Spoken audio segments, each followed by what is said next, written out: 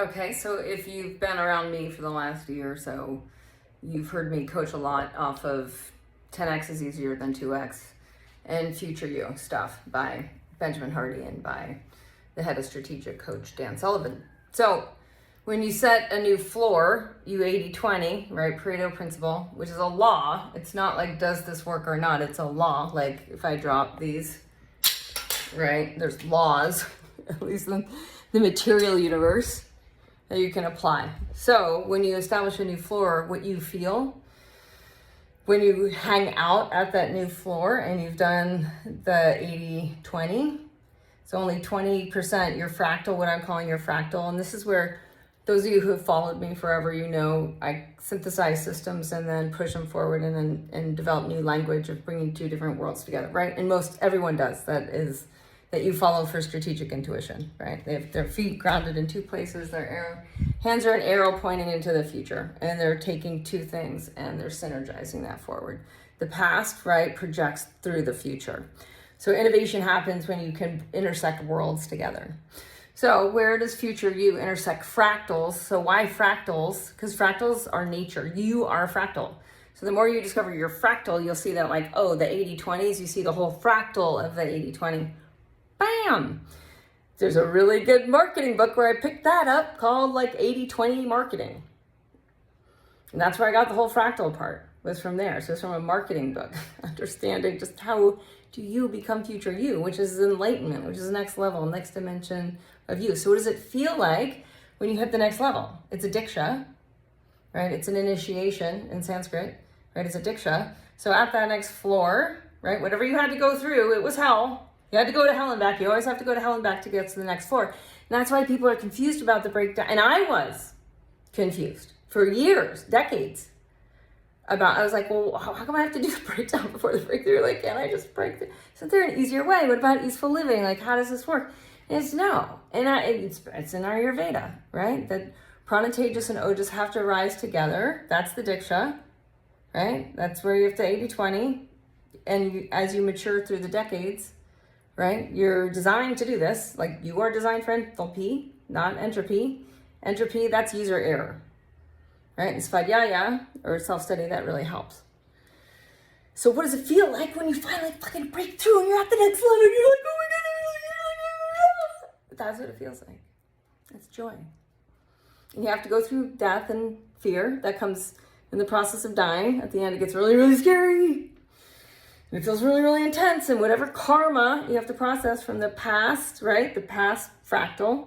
So you point down to the past. You could also point out to the past because you're stardust and that's outer space, and the ocean is the nectar, right, of transcendence. That's what makes Earth so special, is that we have water.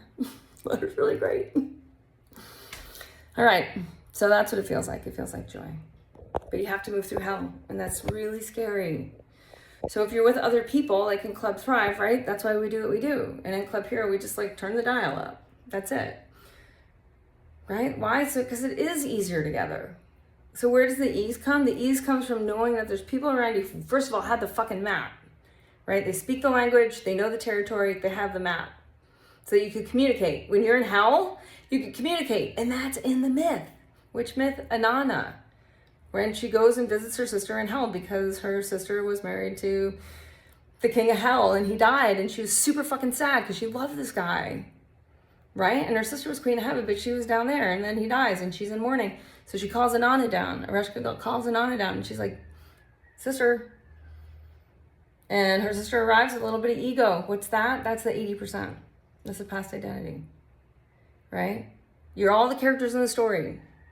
The part of you that's in hell knows something, and that's why it has, in hell you lose an eye, right? So then you have one eye. Why? One eye can see what? It can see where the past goes into the future. It can take the two worlds, that can take duality, point it forward into evolution, enthalpy, diksha.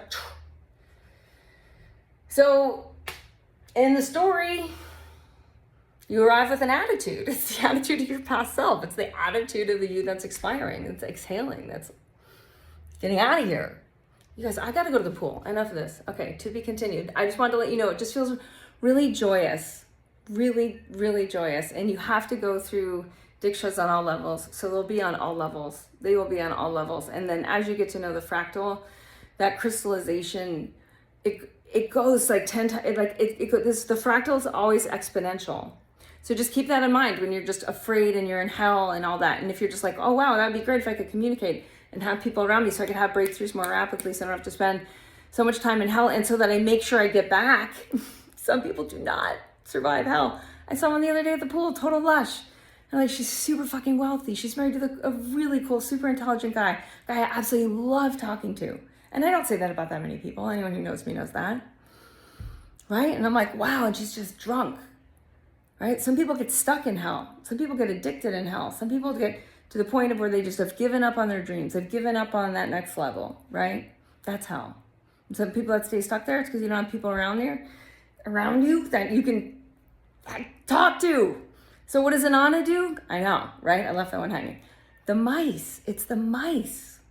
So some mice followed her down from heaven to hell to see her sister. So then down, right there. They see what happens when Anana arrives with Samigo, right? What does the Reshka girl do? She's like, what the fuck? I'm in mourning and you're fucking not here for me, sister. You're not here for me right now in hell where it fucking sucks. You're not here for me.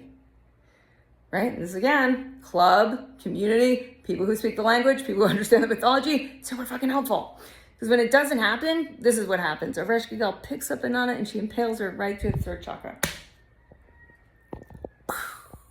So she's hanging there, rotting on a spike in hell. I didn't make this up. This shit is old, right? Way older than the Bible.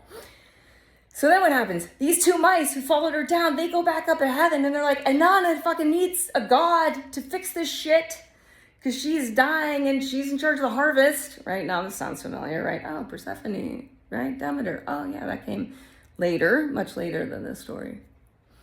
The mice go back up, right? So having someone who is transversing so that they see where you're trying to go, they get it, and they're also bringing in different levels of awareness, right? Because each one of them is a universe unto themselves, so you get more perspective.